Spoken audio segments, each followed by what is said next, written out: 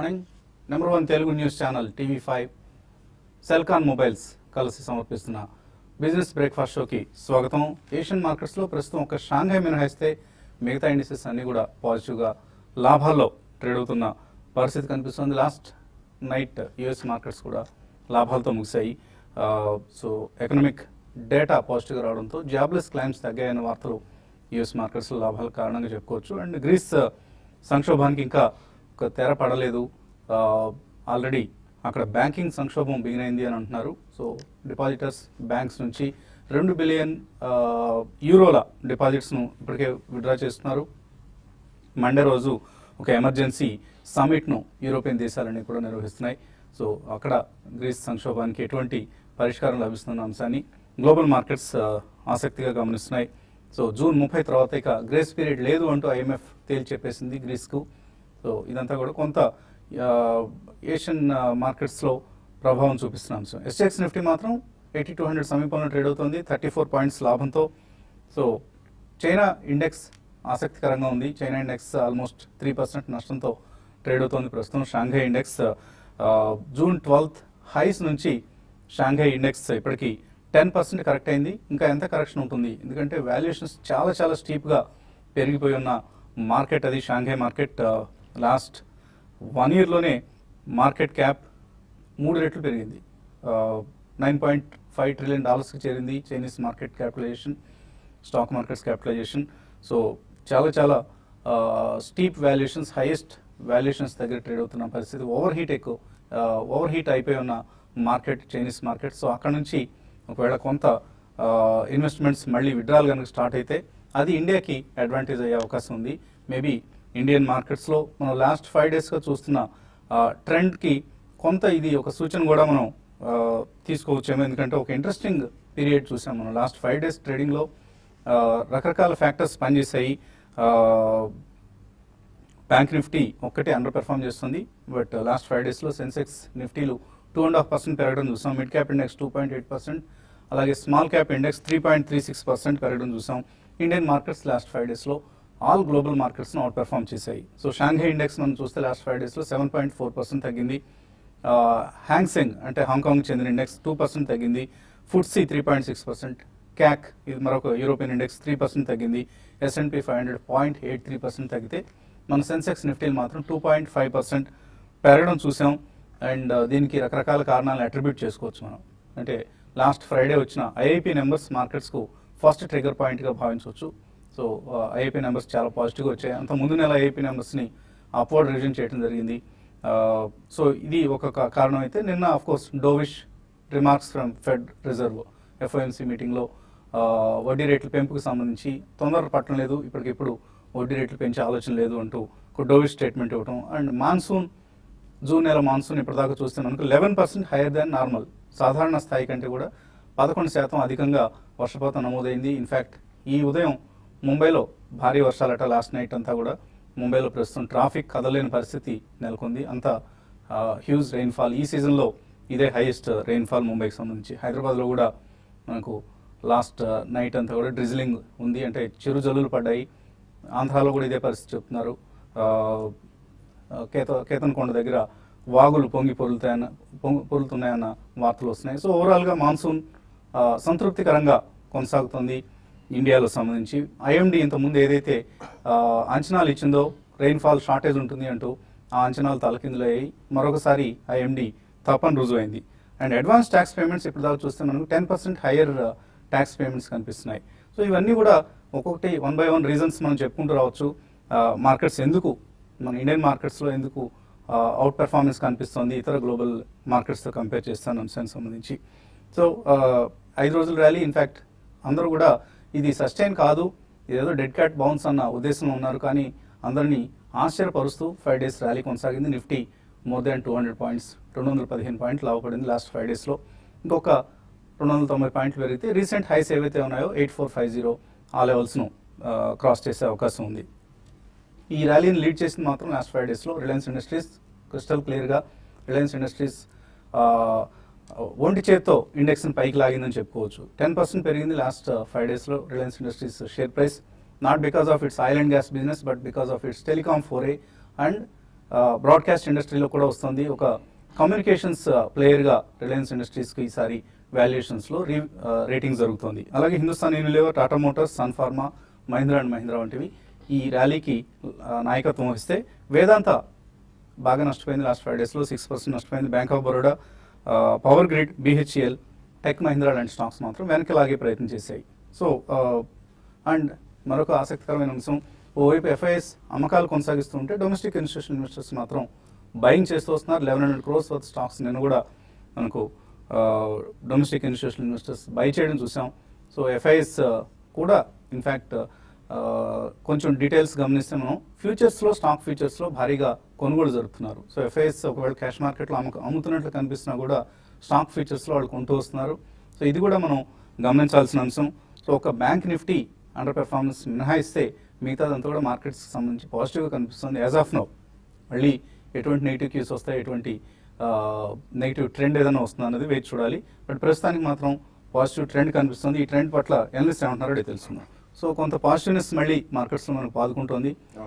ఇది బలపడుతుంది అనుకుంటున్నారా, లేదా మళ్ళీ యాజ్ యూజువల్గా మార్కెట్స్ వెనక్కి వెళ్తాయి అనుకుంటున్నారు? అంటే బేసికలీ ఇంకో ఫ్యూ డేస్ కూడా తప్పకుండా బయింగే జరుగుతుందని చెప్పాలండి. ఎందుకంటే IMD డేటా పక్కన పెడితే మనకి స్కైమెట్ ఏదైతే 102% ఆఫ్ లాంగ్ పీరియడ్ యావరేజ్ అని ఉంటుందనో, and definitely they are on dot అని చెప్పాలండి. సో ఇప్పుడే మీరు మెన్షన్ చేశారు దాని గురించి. And reservoir levels 39% more than the water level in the last 10 years అని చెప్పి ఒక స్ట్రాంగ్ డేటా అనేది వచ్చింది. సో మనకి మంచి మాన్సూన్ ఉంటే తప్పకుండా ఇన్ఫ్లేషన్ కట్టుదిట్టం అవుతుంది. And interest rates definitely over the next 6 to 9 months కొద్దిగా తగ్గే అవకాశం ఉంది. కాబట్టి ఈ లోపల మనకి మాన్సూన్ అయిపోగానే డెఫినెట్లీ కన్స్ట్రక్షన్ యాక్టివిటీ కానివ్వండి, ఇన్ఫ్రాస్ట్రక్చర్, రియల్ ఎస్టేట్ ఇవన్నీ కూడా చాలా స్ట్రాంగ్గా ఉంటాయి, మైనింగ్ యాక్టివిటీ. సో ఇవన్నీ కూడా మనకి ఈ పీరియడ్ అనేది కొంచెం ఎక్కడైతే వీక్నెస్ కనిపిస్తుందో వాల్యూ బేస్డ్ బయింగ్ అనేది ఎమర్జ్ అయింది లాస్ట్ 3 to 4 days లో. ఇది కంటిన్యూ అయ్యే అవకాశం కొద్దిగా ఎక్కువ కనిపిస్తుందండి. ఎందుకంటే ఎకానమీ కొద్దిగా బ్రైట్ స్పాట్కి వెళ్తుంది అన్న సూచనలు కనిపిస్తున్నాయి మనకి.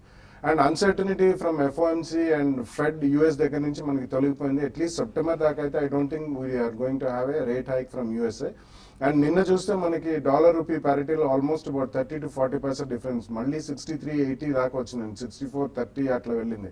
సో ఇవన్నీ కూడా మనకి డొమెస్టిక్ పాజిటివ్ క్యూస్ వస్తున్నాయి కాబట్టి మార్కెట్లో కొద్దిగా బయింగ్ అనేది ఇంకా కొనసాగే అవకాశం ఎక్కువ కనిపిస్తుంది. జనరలీ మనకి మార్కెట్ లోస్ నుంచి జస్ట్ షేడ్ బిలో 8,000 నుంచి పెరిగితే అబౌట్ 300 to 400 points పెరిగితే నార్మల్ కరెక్షన్ ఉంటుంది. కానీ ఇది నార్మల్ కానీ not because of any particular data or any news flow అని. So in my opinion next few days కూడా మార్కెట్లో కొనుగోళ్ళు అనేది జరుపుతారు. పాజిటివ్ ట్రెండ్ కనిపిస్తుంది. 80 to 100 సమీపంలోకి వస్తున్నాం మనం మళ్ళీ నిఫ్టీకి సంబంధించి. టెక్నికల్లీ ఎలా కనిపిస్తున్నాయి మార్కెట్స్? టెక్నికల్లీ మార్కెట్ కొద్దిగా స్ట్రాంగ్నెస్ ఎగ్జిబిట్ చేస్తుందండి. ప్రాబ్లీ ఇక్కడ నుంచి కూడా ఇంకా అప్ మూవ్ కొనసాగే అవకాశం ఉంది. మనం ఒక పారామీటర్ గమనిస్తే కనుక 11th రోజు, ఈ మంత్ 11th రోజు ఏదైతే ఒక బిగ్ ఫాల్ చూసామో, సో ఆ రోజు హై 8163 అండ్ లో 7958. సో 1 day ఫాల్ ఏదైతే ఉందో ఆల్మోస్ట్ మనకి 5 days పట్టింది అది రికవర్ అవటానికి. So definitely it's very good indication. So మనకి 8163 అబోవ్ క్లోజింగ్ అనేది చాలా మంచి పారామీటర్. సో ప్రాబ్లీ ఇక్కడ నుంచి సైకలాజికల్ లెవెల్ 82, 8220. సో 8200 దాటి మేబీ ఒక హాఫ్ అన్ అవర్ 1 hour కనుక ట్రేడ్ అవుతే డెఫినెట్లీ ఐ థింక్ ఎవరైతే సీజనల్ బేర్స్ ఉన్నారో ప్రాబ్లీ వాళ్ళు తొందరగా కవర్ చేయరు మార్కెట్స్లో. సో వాళ్ళు షార్ట్ కవరింగ్ వచ్చే అవకాశం ఉంది. ఆ నేపథ్యంలో మార్కెట్ ఇక్కడ నుంచి కూడా 100 to 150 points దాకా పెరిగే అవకాశం ఉంది. సో 83.53 అనేది మనకి 200-day moving average. So market కనుక కొంచెం షార్ట్ కవరింగ్ వస్తే కనుక డెఫినెట్లీ అక్కడ దాకా వెళ్ళే అవకాశం ఉంది. అదేవిధంగా ఈరోజు ఫ్రైడే మనకి weekend closing. So last week high ఏదైతే ఉందో ప్రాబ్లీ 8163 దాని అబోవ్ క్లోజ్ అవుతే కనుక మనం ఒక బుల్లిష్ ఎంగల్ఫింగ్ బార్ అంటాం ఈ రోజు కనుక క్లోజింగ్ బేసిస్ అది ఉంటే. సో అక్కడి నుంచి మనకి డెఫినెట్లీ 8270 అండ్ 8350 దాకా కూడా వెళ్ళే అవకాశం ఉంది. సో ఈ నేపథ్యంలో ప్రాబ్లీ ఒక చిన్న కరెక్షన్స్ వస్తే మాత్రం డెఫినెట్ గా మనం బై చేయాలి మార్కెట్లో. సో మొన్నటి బార్ మనం చూస్తే కనుక 8136 అండ్ 8048. సో ప్రాబ్లీ 8136 దగ్గర ఒక స్ట్రాంగ్ సపోర్ట్ వచ్చే అవకాశం ఉంది. సో బై అండ్ డిప్స్ అని చెప్పొచ్చు ఈ స్టేజ్ లో. సో ఇక్కడ నుంచి కూడా 150 points అప్ మూవ్ ఉంది కాబట్టి probably 40 to 50 points stop loss పెట్టుకుని కొనమని చెప్తాను. అదేవిధంగా సెక్టర్ రొటేషన్ అనేది మనకి గత 5 రోజుల్లో జరగడం చూసాం మనం. So first it was pharma, probably దాని తర్వాత కొంచెం టెక్నాలజీ పర్ఫామ్ చేసింది, maybe third day metals perform చేసింది, నిన్న ఆయిల్ అండ్ గ్యాస్. సో ఈ సెక్టర్ రొటేషన్ కూడా అన్ని సెక్టర్స్ కూడా అప్ మూవ్ వస్తున్నాయి కాబట్టి ప్రాబ్లీ అన్ని సెక్టర్స్ కలిపి నిఫ్టీని లీడ్ చేసే అవకాశం ఉంది. ఎక్సెప్ట్ ఫర్ బ్యాంక్ నిఫ్టీ కొద్దిగా అండర్ పర్ఫామ్ చేస్తుంది. సో ఈవెన్ బ్యాంక్ నిఫ్టీ కూడా మనం చూస్తున్నాం 17,911 అనేది ఒక 200-day moving average. So probably అది దాటితే అక్కడి నుంచి ఒక పెద్ద అప్ మూవ్ వచ్చే ఛాన్స్ ఉంది. So definitely by on dips అనే చెప్పొచ్చు. ఈవెన్ బ్యాంక్ నిఫ్టీ కూడా కొద్ది కరెక్షన్ లో 17,366 స్టాప్ లాస్ పెట్టి కొనమని చెప్తాను. కాలర్స్ లైన్ ఉన్నారు. విజయవాడ నుంచి మురళీకృష్ణ ఫస్ట్ కాలర్. హలో, నమస్తే సార్, వసంత్ గారు. నమస్తే అండి, అడగండి. మేము ఆమ్టెక్ ఆటో ఫ్యూచర్ 163 రూపాయల్లో తీసుకున్నాం సార్. అదేవిధంగా రిలయన్స్ ఇండస్ట్రీస్ 1000 రూపీస్ కాల్ నిన్న 5 రూపీస్ లో బై చేసాం సార్. ఈ రిలయన్స్ ఇండస్ట్రీస్ కాల్ ఎక్కడికి గీట్ అవ్వాలి? ఆమ్టెక్ ఆటో ఏమన్నా పెరిగే అవకాశం? ఆమ్టెక్ ఆటో నిన్న భారీగా మేము పతనం కావడం చూసాం. ఎఫ్సిసిబి సంబంధించి వచ్చిన నెగిటివ్ న్యూస్తో. సో ఇవాళ ఏమైనా రికవర్ అవుతున్న కంపెనీ క్లారిఫికేషన్ కూడా ఇచ్చింది. Probably I think previous swing లో మనం చూస్తే కనుక ఇది మార్చ్ లో మనం 130-40 లో రావటం చేసాం. ప్రాబ్లీ ఆల్మోస్ట్ నిన్న అది బ్రీచ్ చేయడం జరిగింది. సో డెఫినెట్లీ 130 కింద క్లోజ్ అవుతే మటుకు డెఫినెట్ గా న్యూ లో లెవెల్స్ ఓపెన్ అయ్యే ఛాన్స్ ఉంది. మేబీ 111 అండ్ 108 అనేది. So strictly closing basis 130 stop loss పెట్టుకోవాలి. అదేవిధంగా పుల్ బ్యాక్ వచ్చి మేబీ హై బీటా స్టాక్ కాబట్టి పుల్ బ్యాక్స్ కూడా ఫాస్ట్ గా ఉంటాయి. సో డెఫినెట్ గా 146, 148 వస్తే కనుక ఐ థింక్ మీ పొజిషన్ మీరు ఎగ్జిట్ అవ్వాలి. అదేవిధంగా రిలయన్స్ మీరు ప్రాబ్లీ నేను 1000 call it's a good buy అని చెప్పొచ్చు. ఎందుకంటే లాస్ట్ 3 months గా చూస్తే కనుక ఆల్మోస్ట్ 7 months హై మనం క్లోజ్ అవటం చూసాం నిన్న. సో 943 అనేది ఒక మేజర్ సపోర్ట్. సో అది బ్రీచ్ అయ్యి మనకి అరౌండ్ 978 క్లోజ్ అవటం చూసాం. సో డెఫినెట్లీ హోల్డ్ చేయండి మీరు. ప్రాబ్లీ ఈ మంత్ ఎక్స్పైరీకి ఇంకా 5 days ఉంది కాబట్టి స్ట్రిక్ట్లీ మీరు 942 క్లోజింగ్ బేసిస్ కింద స్టాప్ లాస్ పెట్టుకుని మీరు హోల్డ్ చేయండి. తర్వాత కాలర్ గుంటూరు నుంచి దుర్గా ప్రసాద్. హలో, నమస్తే సార్. నమస్తే అండి, అడగండి. ల్యాంకో ఇన్ఫ్రా ఎంతవరకు తరగొచ్చండి? దీని బుక్ వాల్యూ ఎంత కావాలి సార్? ల్యాంకో ఇన్ఫ్రా కొన్నారా మీరు?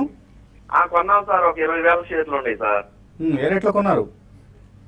8 రూపాయల్లో 6 రూపీస్ అలా కొన్నాం sir. Okay, so Lanco infra సంబంధించి పాజిటివ్గా ఏం లేదండి, అంతా నెగిటివ్ న్యూస్ ఎప్పటికప్పుడు కనపడుతుంది మనకి. జాగ్రత్తగా ఉండండి ఈ కౌంటర్లో. ఏంటో ఏదైనా ఫండమెంటల్ కామెంట్ చేస్తారా? లేదండి, బుక్ వాల్యూ అడిగారని డెఫినెట్లీ తెలియదు నాకు, బుక్ వాల్యూ పర్టికులర్లీ ఎంత ఉందని. బట్ ఇటువంటి మాత్రం ఒక ట్రేడింగ్ బాండ్స్ వస్తే ఇప్పుడే వసంత్ గారు చెప్పినారు, I think you should cell అండి. ఇటువంటి వాటిలో హెవీ డెడ్ బర్డెన్ ఉంది, అసెట్ స్ట్రిప్పింగ్ నడుస్తుంది, ఇన్ఫ్రాస్ట్రక్చర్ కంపెనీలను ఉన్న రోడ్ ప్రాజెక్ట్స్ కానీ ఇతర వేరే ప్రాజెక్ట్ ఒక్కొక్కటి అమ్ముకుని బ్యాలెన్స్ షీట్ క్లీనింగ్ అప్ లో ఉన్నారు. కానీ కోర్ బిజినెస్ లో కూడా అంత ఆశాజనకంగా లేవు. కాబట్టి ఇది చిన్న ట్రేడింగ్ బాండ్స్ వచ్చినా మీరు బయటపడడమే మేలండి. మరిన్ని కాల్స్ అలాగే మెయిల్స్ తీసుకునే ముందు కాసేపు ప్రకటన.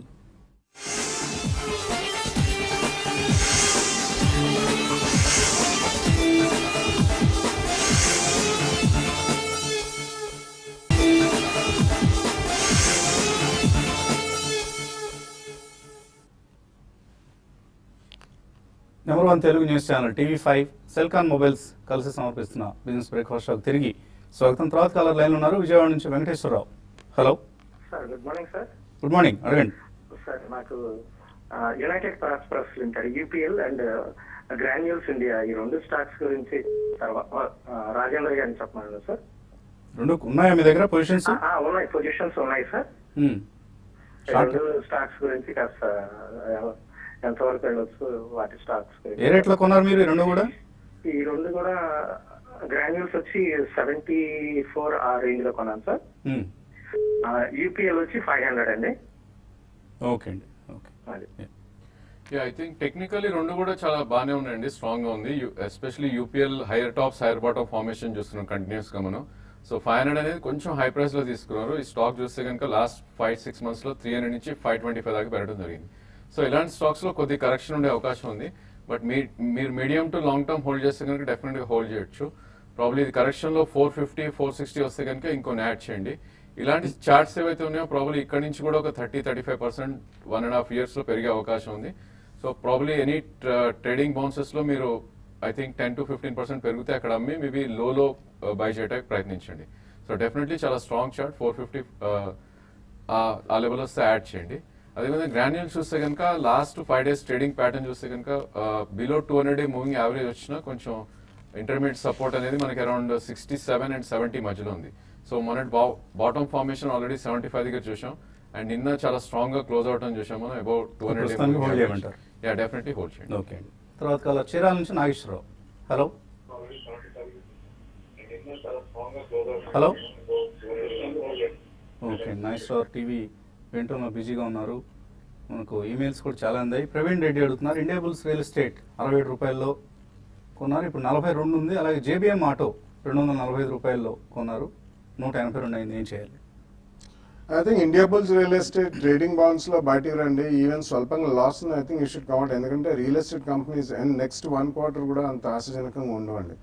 JBM auto I think last few days నుంచి ఆల్మోస్ట్ 180 దగ్గర చాలా స్ట్రాంగ్ గానే ఉంది. సో కరెంట్లీ ఈ క్వార్టర్ రిజల్ట్స్ అయిన తర్వాత వాళ్ళ బస్ ప్రాజెక్ట్ ఏప్రిల్లో స్టార్ట్ అయింది కాబట్టి రిజల్ట్స్ ని బట్టి ఒకవేళ అడిషనల్ గా యాడ్ చేసుకోవాలంటే చేయండి, ఫ్రెష్ గా మాత్రం కొనండి.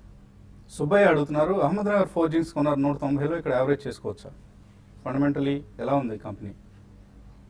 Fundamentally it's a strong company అండి, కానీ ఆమ్టెక్ గ్రూప్ కి చెందింది. అందుకని ఆమ్టెక్ గ్రూప్ లో ఎప్పటికప్పుడు మనకి అక్విజిషన్ వార్తలు, డెట్ బర్డెన్ వార్తలు అండ్ రీస్ట్రక్చరింగ్ వార్తలు వస్తుంటాయి కాబట్టి కొద్దిగా దాంట్లో అంత ఇంట్రెస్ట్ అనేది ఉండదు. కాబట్టి ట్రేడింగ్ బౌన్సెస్ వచ్చినప్పుడు క్వాంటిటీ ఎక్కువ ఉంటే స్వల్పంగా మీరు దాన్ని లైటన్ చేసుకుంటూ వెళ్ళండి. రఘు నందిగామ అడుగుతున్నారు, రిలయన్స్ ఇండస్ట్రీస్ ఇంట్రాడే కోసం ఇవాళ తీసుకోవచ్చా?